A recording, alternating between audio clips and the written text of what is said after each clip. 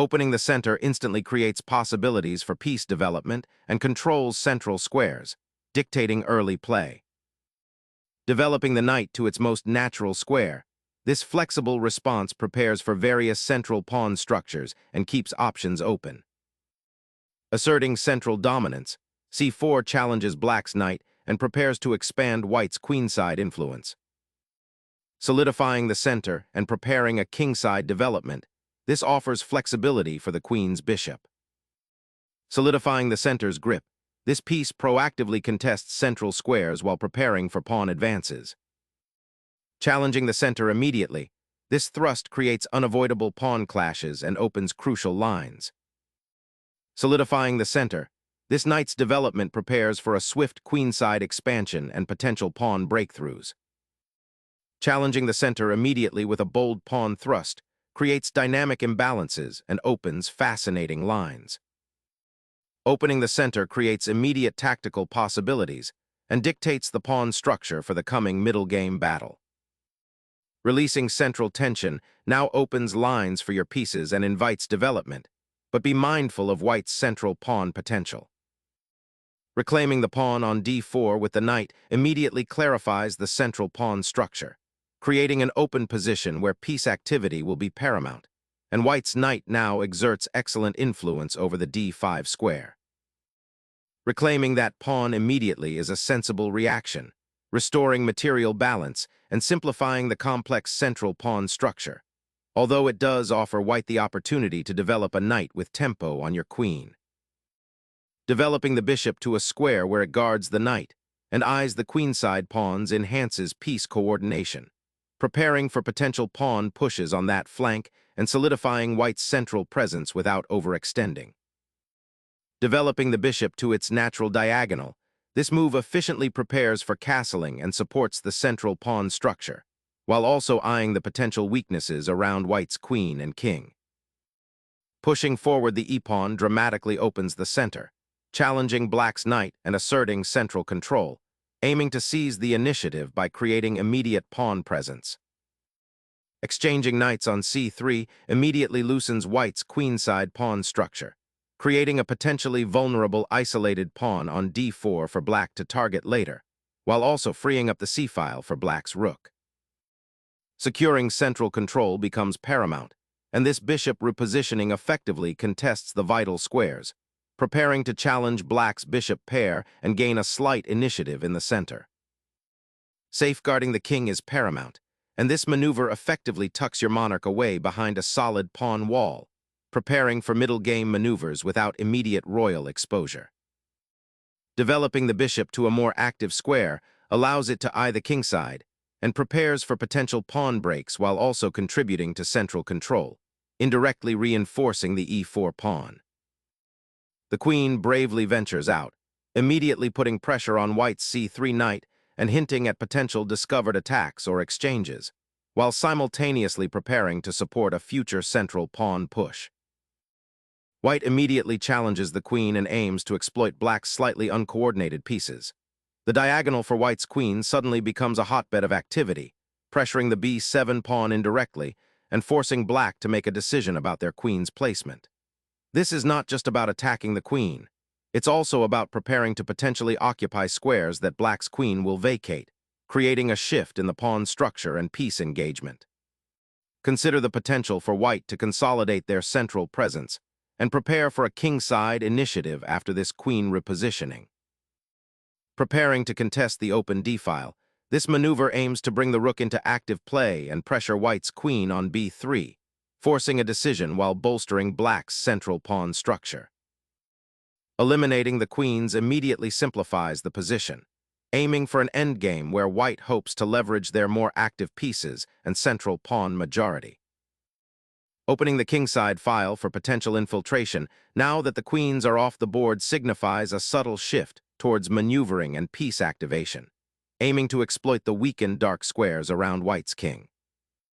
Securing the queenside initiative, this quiet pawn push subtly prepares for potential piece maneuvering, aiming to restrict black's bishop on b7 and perhaps establish a future outpost for a knight on a4, while simultaneously defending against any immediate queenside thrusts by black. Asserting presence on the queen side, the knight aims to escape its initial passive placement and potentially provoke weaknesses on the white pawn chain. Suddenly, the queens are off the board, transforming the character of the game into an endgame where piece activity and pawn structure become paramount. By forcing the exchange of bishops, white aims to simplify into a position where the superior activity of their remaining knight, free from the constraints of dealing with black's potentially annoying bishop pair, can be exploited on the open lines that will surely emerge. This is a pragmatic decision to trade material for potential dynamic advantages, looking to leverage the initiative. Recapturing with the rook immediately activates it along the open file, a sensible choice for creating counterplay where before there was only a static pawn structure. The resulting pawn formation for black is slightly asymmetrical, but the active rook promises compensation for any minor structural concerns. Consider how this rook can now eye the queenside and potentially collaborate with its counterparts as the game progresses. Fortifying the king's safety now becomes paramount. After the rook's repositioning and the ensuing capture, the monarch is shielded from immediate threats, allowing for a more fluid development of other pieces.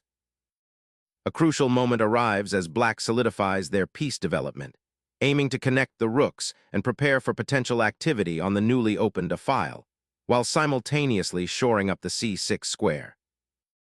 Opening up the central files now to challenge black's queenside pawn structure and activate the rooks.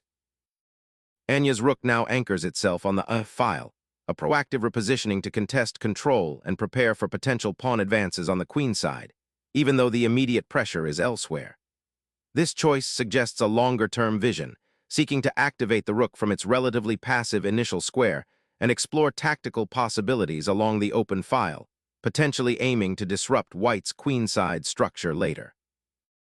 Strengthening the pawn chain and preparing for potential pawn advances, especially f4, solidifies white's central structure while also providing a safe haven for the king should central tensions escalate.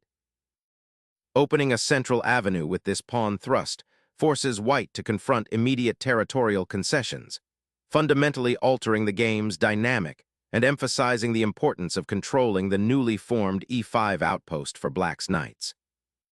Exploiting the open files, this knight sidesteps the pawn chain, eyeing the vulnerable king's safety and preparing to pressure the weakened queenside pawn structure.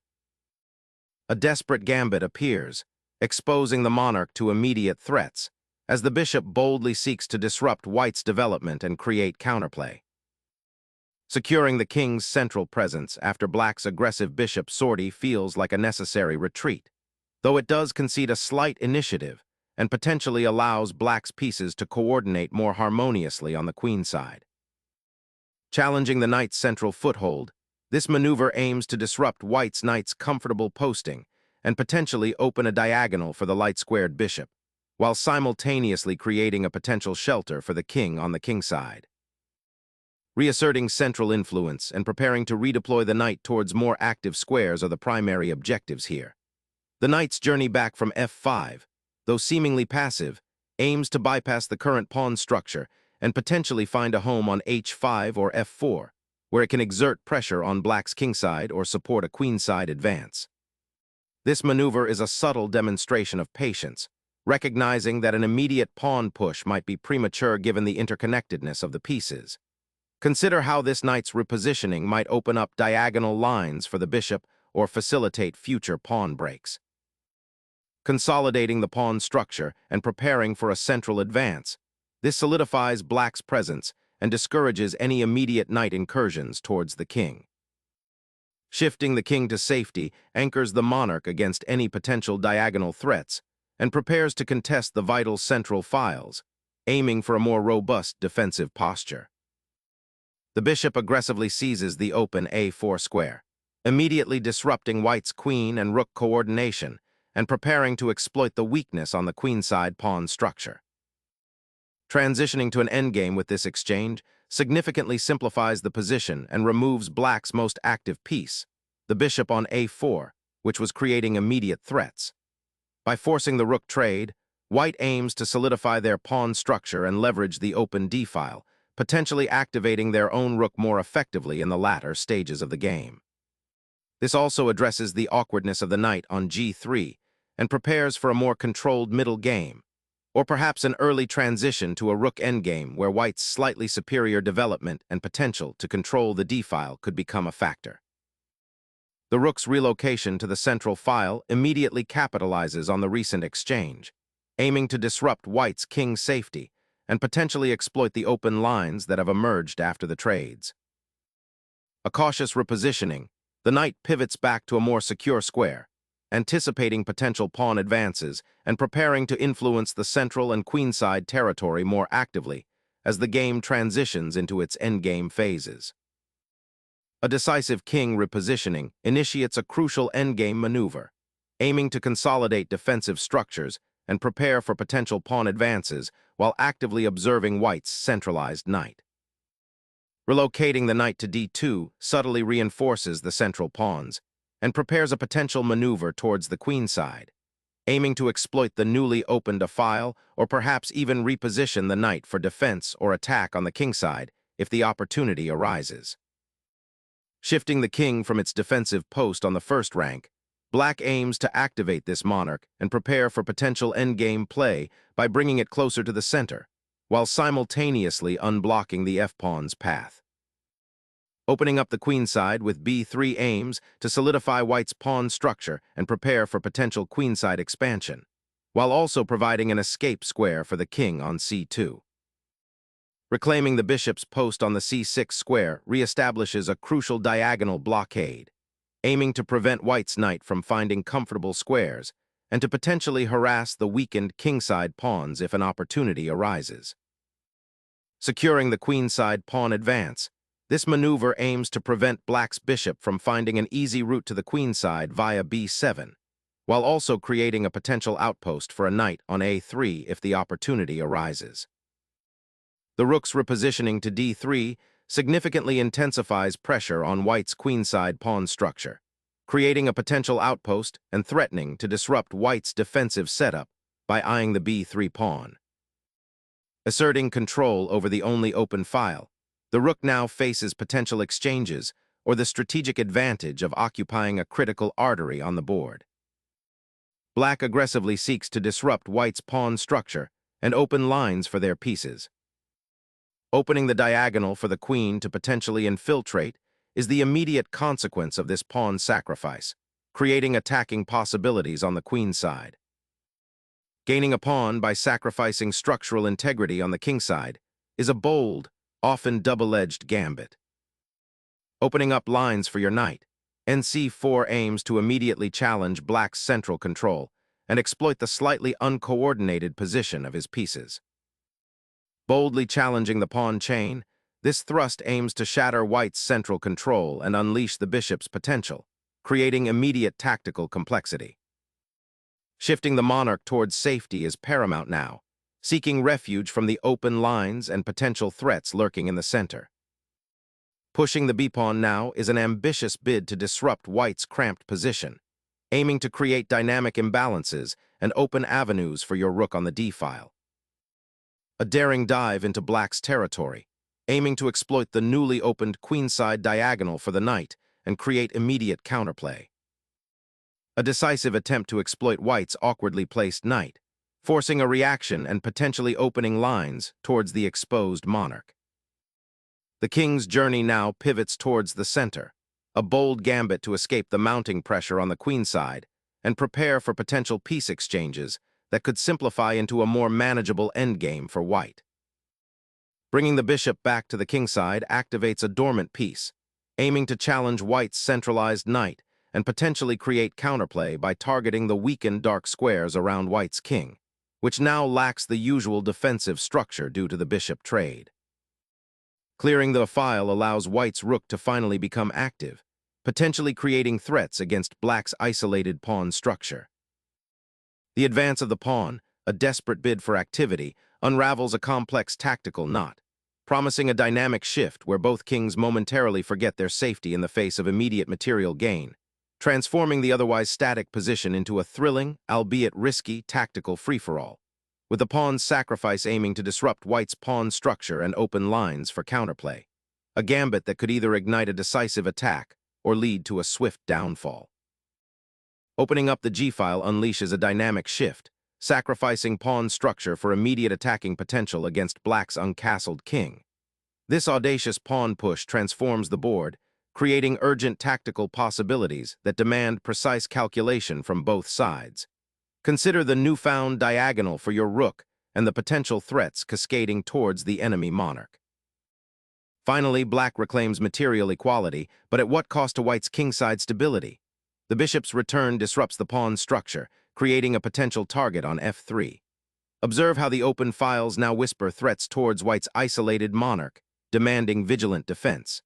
This tactical skirmish has dramatically altered the board's complexion, shifting the focus from a quiet positional struggle to a sharp, dynamic confrontation. Unlocking a latent pawn chain offers intriguing possibilities. The b-pawn's advance aims to disrupt black's bishop pair dominance and potentially create a passed pawn on the queen side, though it does demand careful calculation to avoid weakening white's own king's safety. Unleashing the rook forces the king into a cramped corner, a visually striking maneuver that sets up a potential tactical fireworks display by creating immediate threats on the second rank. The monarch retreats to a safer square, recognizing the immediate danger of the advancing pawn and the bishop's relentless diagonal. The bishop, having rerouted through the ranks, now assumes a commanding position, influencing both the king side and the crucial central squares. Preserving the king's safety in this chaotic endgame demands immediate attention, as the open files and advanced pawns create dangerous attacking avenues for black's bishop and rook. Trading off the rook clears the e-file for the king, a crucial step in simplifying into an endgame where your remaining pieces can operate more freely. With the rook sacrifice on the second rank, white decisively liquidates the opposition and enters a pawn-up endgame where the initiative finally shifts to his side. The bishop embarks on a bold sortie, aiming to disrupt white's freshly consolidated pawn structure and threaten the newly crowned king. Repositioning the bishop to g3 aims to bring it back into play, seeking to exploit the weakened kingside pawns, though it surrenders the light square control it previously offered from a4. Liberating the rook from its defensive guard opens up the queenside for pawn advances, aiming to exploit the open b-file and potentially infiltrate white's territory. The knight's leap to c4 seizes control of a crucial outpost, ready to disrupt black's beleaguered pawns and potentially open lines towards the king. Suddenly, the bishop finds a path to deliver a check, disrupting white's planned pawn advance and forcing an immediate reaction, potentially opening lines for black's remaining pieces. A desperate attempt to regroup, sacrificing pawn structure for a glimmer of initiative, hoping the passed pawn can distract from the exposed king. Reactivating the bishop to the d4 square offers a fresh avenue for counterplay, aiming to disrupt white's king's safety by targeting the now vulnerable g2 pawn and potentially creating passed pawns down the queenside. Activating the bishop to the king's flank allows it to eye the weak pawns and potentially create mating threats. The bishop's repositioning to d5 aims to challenge white's central pawn majority and create opportunities for tactical skirmishes, potentially freeing the rook on e1 to participate more actively in the defense of the white king's weakened shelter. Unlocking the queenside pawn structure now becomes paramount for white, aiming to finally activate the potentially powerful knight. A bold attempt to disrupt white's established pawn structure and potentially create counterplay, though it invites a decisive response. The monarch seeks its former stronghold, a desperate retreat from the encroaching queenside pawns, but its journey across the open terrain presents significant risks. A bold repositioning of the bishop, aiming to disrupt white's pawn structure and open up fresh attacking avenues towards the king, even if it temporarily sacrifices some defensive coverage of the center. This maneuver aims to reposition the knight from its somewhat cramped square, preparing to exert pressure on the queenside, potentially targeting the advanced black pawn or finding a more active outpost on the queenside files, which have become somewhat neglected due to the recent exchange of pieces and the focus on the kingside. Repositioning the bishop to patrol the now critical a7-g1 diagonal offers a dynamic counterthrust, seeking to exploit white's potentially exposed king and create active threats. forcing the king into a more confined square. This move disrupts black's carefully constructed pawn chain and aims to exploit the exposed monarch.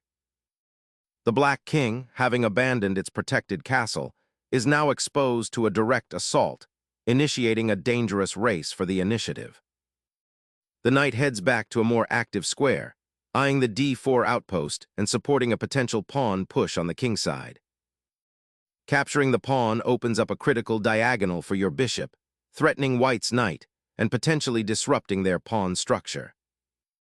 A powerful knight maneuver aims to disrupt the opponent's coordinated pieces and create attacking opportunities by exploiting the vulnerable light squares around black's king. The knight's check suddenly unlocks the rook's potential on the king's flank, aiming to exploit that slightly exposed ruler. Recentralizing the king offers a defensive sanctuary, preparing to contest the open central files and offer support to the rook should it be forced to retreat. Securing the passed pawn's advance becomes the primary objective, as black creates a crucial protective shield for the advancing h-pawn. Circling the knight to the king's flank aims to exploit the exposed pawn structure and potentially create a discovered attack against the black king, putting pressure on the otherwise passive pieces. The bishop scurries back to d4, aiming to consolidate the kingside pawn structure and potentially support a future pawn push, while also keeping an eye on the central squares where the knight might advance. Securing the king's escape hatch, the pawn thrust aims to create a safe haven should the enemy monarch venture too close, while simultaneously challenging black's bishop for diagonal control. The black king, currently a beacon of safety, now ventures towards the queenside, aiming to disrupt the white pawn structure and potentially exploit the open lines that will inevitably emerge as the endgame unfolds. The bishop's redeployment to e3 cleverly prepares to contest the vital dark squares, aiming to neutralize black's powerful passed pawn on b5 by potentially exchanging off its guardians. Discovering the attacking square, this check disrupts white's centralized king and forces a concession, aiming to liquidate the bishop pair before the opponent can consolidate their pawn structure. A desperate attempt to regroup, forcing the black bishop away from the vital king defenses. Snatching that pawn on b5 is a bold decision, opening up a fascinating endgame where white's king might find itself exposed if it doesn't consolidate quickly. Securing the bishop's retreat to the back ranks offers a new layer of defensive stability, preparing to regroup and support the central pawn's advance. The black king, now exposed in the center, faces an uphill battle as white's pieces converge, aiming to exploit the weakened pawn structure and the open lines leading towards its sanctuary. Dislodging the entrenched bishop is paramount, as its diagonal occupation suffocates white's mobility and poses a persistent threat to the kingside. The pawn advance opens a critical pathway for the black king to escape its confined position and seek refuge behind a more active pawn structure. Unleashing the bishop to f8 immediately challenges the pinned knight and opens avenues for counterplay, aiming to disrupt black's pawn structure and potentially exploit the weakened king's position. Unleashing the b-pawn's potential, this advance aims to disrupt white's centralized kingside structure and create a dynamic pawn chain that could become a potent attacking force or a critical passed pawn if supported.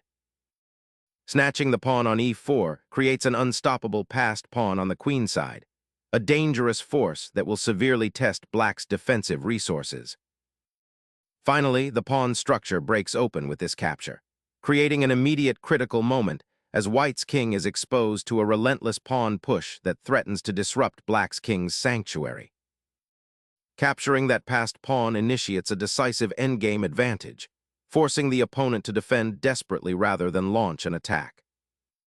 Sacrificing the bishop to clear a path for the pawn is a daring, yet ultimately sound, decision aiming to create an unstoppable passed pawn and avoid the immediate king hunt that was brewing.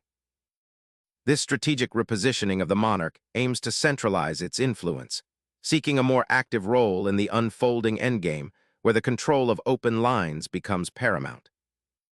King march across the board, aiming to consolidate the pawn advantage and create counterplay.